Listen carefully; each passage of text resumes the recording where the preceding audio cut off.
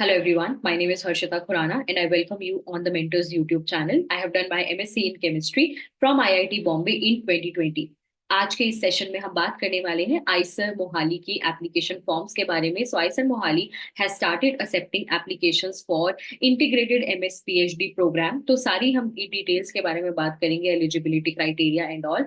और साथ ही जो एक बहुत कॉमनली आस्क्ड क्वेश्चन होता है कि क्या हम आइसर में एमएस करते हुए, एमएससी करते हुए या इंटीग्रेटेड प्रोग्राम करते हुए क्या हम एग्जिट ले सकते हैं आफ्टर 2 इयर्स, उसके बारे में भी मैं बात करूंगी। वीडियो को एंड तक देखना, सारे आपके क्वेश्चंस इसमें आंसर हो जाएंगे। तो गाइस, आइसर मोहाली की वेबसाइट पर जाके ये सारी डिटेल्स आपको मिल जाएंगी और ये सारी डिटेल्स आपको द मेंटर्स ऐप के जॉब अलर्ट सेक्शन में भी मिल जाएगी। तो वहां भी हम जितने भी फॉर्म्स आते हैं, जितने भी एडमिट कार्ड्स, वैकेंसीज, एवरीथिंग, तो जो भी एज अ स्टूडेंट आपको पता होना चाहिए, जो भी इंफॉर्मेशन आपको होनी चाहिए, वो सब आपको द मेंटर्स ऐप पर दी जाती है। तो वहां पे जाकर देखना, जॉब अलर्ट सेक्शन में भी आपको ये लिंक्स और पीडीएफ सब मिल जाएंगी। ठीक है।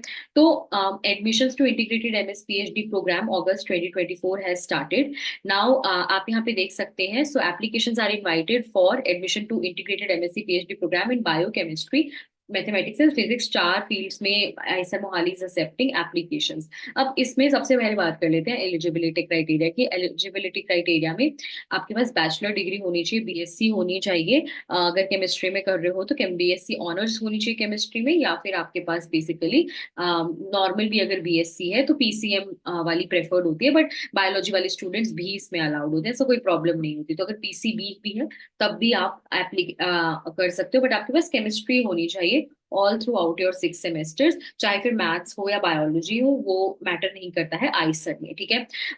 At least with good academic record, आपका लिखा है कि 60% एटलीस्ट आपके एग्रीगेट मार्क्स होने चाहिए। अगर सीपीआई मिलती है तो 10 में से आपकी 6 सीपीआई होनी चाहिए। ठीक है। तो ये तो एलिजिबिलिटी क्राइटेरिया। इसके अलावा आपके पास कोई भी, आपने आईआईटी जैम में आपकी रैंक होनी चाहिए। बेसिकली आईआईटी जैम आपने अटेम्प्ट किया हुआ होनी चाहिए। यहाँ ये ध्यान देंगे कि आइसर्स कभी भी अपनी रैंक नहीं डिस्क्लोज करते हैं। मतलब वो ये कभी नहीं बताते हैं कि हम 500 रैंक तक के स्टूडेंट्स को कॉल करेंगे, या 1000 तक, या 1500 या 2000 तक के। They never disclose it. Generally जो आइडिया ये रहता है कि अराउंड 2000 तक वाले स्टूडेंट्स को कॉल आ जाती है, कभी कभी उससे ज्यादा वाले स्टूडेंट्स को भी कॉल आ जाती है, बट वो डिस्क्लोज नहीं करते हैं। अगर आप अभी थोड़े कंफ्यूज हो ना यार कि अप्लाई करना चाहिए नहीं, तो कर दो अप्लाई। अगर आपका 3000 के अंदर अंदर भी रैंक है तो please apply. There are very high chances कि आपको कॉल आ जाएगी। वो इस पे डिपेंड करता है कि इतने स्टूडेंट्स ने ओवरऑल अप्लाई किया है। ठीक है।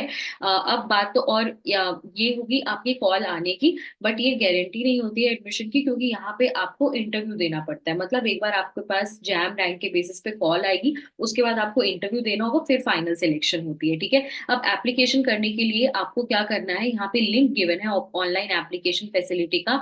आप इस पर जाएंगे तो देखेंगे यहाँ पे welcome to online application form. फिर आप यहाँ से जाकर एप्लीकेशन अपनी शुरू कर सकते हो। तो ये लिंक इसी पेज पर ही गिवन है। ठीक है। अब कितनी सीट्स हैं वो भी डिस्कस कर लेते हैं। तो देखो, जनरल में 10 सीट्स हैं, OBC NCL 5, SC2, ST1 and general EWS की 2 सीट्स हैं। तो टोटल 20 पोजीशंस ही फिल करनी होती है। ठीक है। इंटीग्रेटेड एमएस पीएचडी प्रोग्राम के लिए, इंटीग्रेटेड एमएस पीएचडी प्रोग्राम जो है यहाँ पे यही होता है। यहाँ पे नॉर्मल एमएससी प्रोग्राम जो है वो नहीं होता है। ठीक है। अब यहाँ पे ना कुछ, अब ये है लास्ट डेट।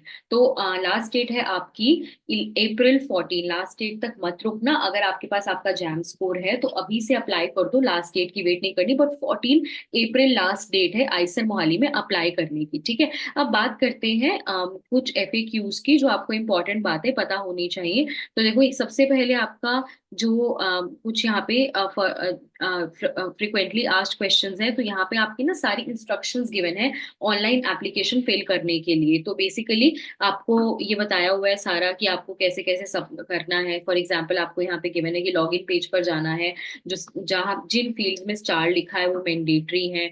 तो ये बेसिकली ये सारी डिटेल्स ना आपको गिवन है, तो ये इनको अच्छे से पढ़ लेना।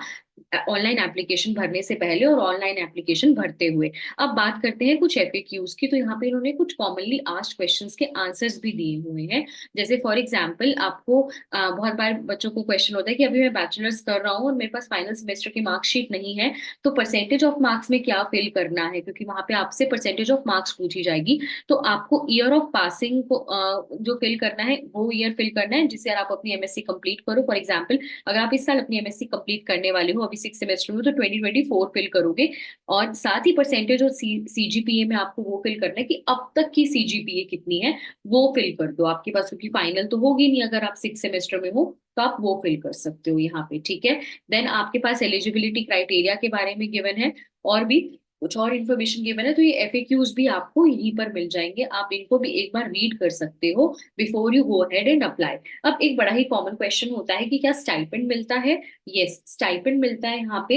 एमएस से ही आपको स्टाइपेंड, यानी जब आपका एडमिशन होगा तब से ही आपको स्टाइपेंड मिलना शुरू हो जाता है। अराउंड 10,000 रुपीज पर मंथ होता है एमएस में, और पीएचडी में फिर वो जेआरएफ के अकॉर्डिंग इंक्रीज हो जाता है। ठीक है। नेक्स्ट एक बड़ा ही इंपॉर्टेंट क्वेश्चन है जिसके बारे में आपको बताने वाली हूँ, क्योंकि काफी सारे स्टूडेंट्स ऐसे होते हैं जिनको ये क्वेश्चन होता है कि क्या मैम मैं एमएससी करके छोड़ सकता हूँ या छोड़ सकती हूँ। तो इसका आंसर सुनो, इसका आंसर बहुत क्लियरली ना आइसर ने एक डॉक्यूमेंट के थ्रू दिया गया है, इसको जरा रीड कर लो। देखो यहाँ पे ना ये बहुत क्लियरली लिखा है कि 2 इयर्स के बाद हर एक स्टूडेंट को, तो अगर आपने इंटीग्रेटेड पीएचडी प्रोग्राम में एनरोल किया है तो उसमें कोर्स वर्क होगा और उसके अंदर उसके बाद रिसर्च वर्क शुरू होता है। ठीक है। तो अगर जैसे ही 2 साल यहाँ पे खत्म होते हैं, आइसर्स में कॉम्प्रिहेंसिव एग्जाम होता है। ठीक है। उस कॉम्प्रिहेंसिव एग्जाम में आप ये बता सकते हो कि मैं पीएचडी करना चाहता हूँ या मैं एमएससी की डिग्री लें। बट एक बात ध्यान रखेंगे, यहाँ पर एमएससी की डिग्री नहीं मिलती है, यहाँ पर एमएस की डिग्री मिलती है। तो ये एक बड़ा ही इंपॉर्टेंट पॉइंट है कि एमएससी नहीं मिलती, एमएस मिलती है। बट एमएस मिलती कैसे है वो देख लो। 2 इयर्स के बाद जब आपका एक कॉम्प्रिहेंसिव एग्जाम होगा, उसके बाद आपको 1 ईयर की एक थीसिस करनी पड़ेगी। पीएचडी थीसिस आपको नहीं करनी होगी, बट 1 ईयर एडिशनली आपको थीसिस करनी पड़ेगी। और आपको जो है ना, तो ये ध्यान से देखेंगे तो ये this is very very important कि पीएचडी जो है अगर आपको करनी है तो वेल एंड गुड।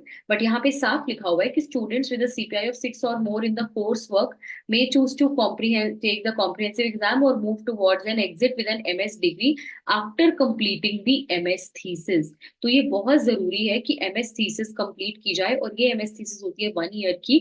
तो टोटल यहाँ पे आपको एग्जिट मिल सकती है, बट 3 इयर्स के बाद मिल सकती है। ठीक है। और आपको एक MS थीसिस सबमिट करनी होगी, और यहाँ डिग्री एमएससी की नहीं एमएस की मिलती है, जो कि एमएससी से हायर डिग्री होती है।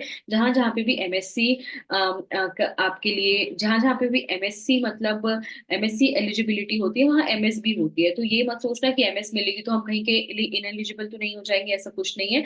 But it is important to know, आप एग्जिट कर सकते हो, बट 2 इयर्स के बाद आपको एक साल एक एमएस थीसिस करनी पड़ेगी। वो थीसिस सबमिट करके आप मतलब 3 इयर्स के बाद एग्जिट कर सकते हो, 2 के बाद नहीं। और पर आपकी डिग्री भी बेटर मिलती है, आपको डिग्री भी एमएस की मिलेगी, ना कि एमएससी की। और इंटीग्रेटेड कंटिन्यू करना चाहते हो तो बहुत ही अच्छी बात है, फिर तो आप इंटीग्रेटेड कंटिन्यू कर सकते हो, और उससे आपका टाइम भी थोड़ा सेव होता है। जनरली 1 साल कम लगता है आपकी पीएचडी खत्म होने में अगर आप इंटीग्रेटेड प्रोग्राम कर रहे हो तो। ठीक है। तो ये आपको मैंने बता दिया एग्जिट के बारे में, तो इसको सोच समझ के आपको अपना डिसीजन लेना है। अगर कोई फाइनेंशियल सिचुएशन है, अगर आपको लगता है इकोनॉमिकली आप अभी अपने अपने घर में या आप खुद को खुद से सपोर्ट करना चाहते हो घर से, you don't want to take money, ये एक अच्छा ऑप्शन है, आप इसको कंसीडर कर सकते हो। अगर अभी पीएचडी के लिए श्योर नहीं हो बट हो सकता है करो, तो भी आप एक ये ऑप्शन रख सकते हो। और अगर आपकी रैंक बहुत टॉप रैंक नहीं है, आईआईटी अच्छी नहीं मिल रही है, then IISER is a very good option, तब भी आप आइसर को कंसीडर कर सकते हो। तो ये सारी डिटेल्स जो है ना कि आपको कौन से लिंक पर जाकर अप्लाई करना है एंड एवरीथिंग, ये आपको द मेंटर्स ऐप पे जॉब अलर्ट सेक्शन में आपको ये लिंक मिल जाएगा, जिसमें ये सारी डिटेल्स जो है ना गिवन है। ठीक है। तो आप जाकर अपनी एप्लीकेशन फिल कर सकते हो, और कोई डाउट्स हो तो मुझे कमेंट्स में बता देना। I will see you in another video very very soon. The mentors app को डाउनलोड कर लो, बिकॉज उस पे ये सारी इंफॉर्मेशन आपको एक जगह पर मिल जाती है। Thank you so much everyone, अगले सेशन में मिलते हैं। एंड कोई डाउट्स हो तो please let me know in the comments. Channel को सब्सक्राइब कर लेना, और इन्फॉर्मेशन अच्छी लगी हो तो वीडियो को भी लाइक कर लेना।